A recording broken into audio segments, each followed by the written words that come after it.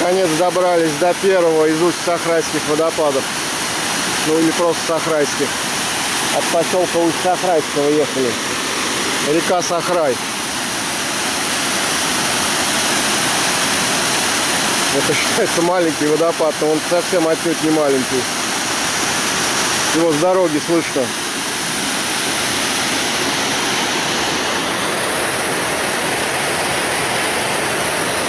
Живописная река Сахрай.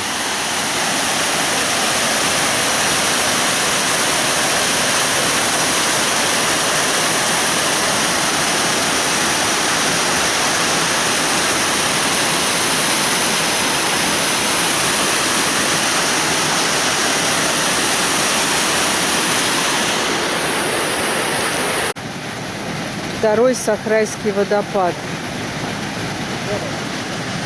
на реке Сахрай.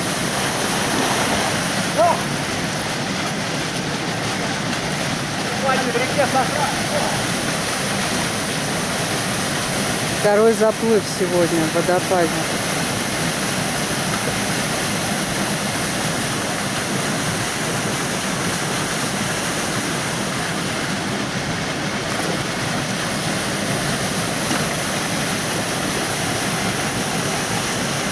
Вот что такое.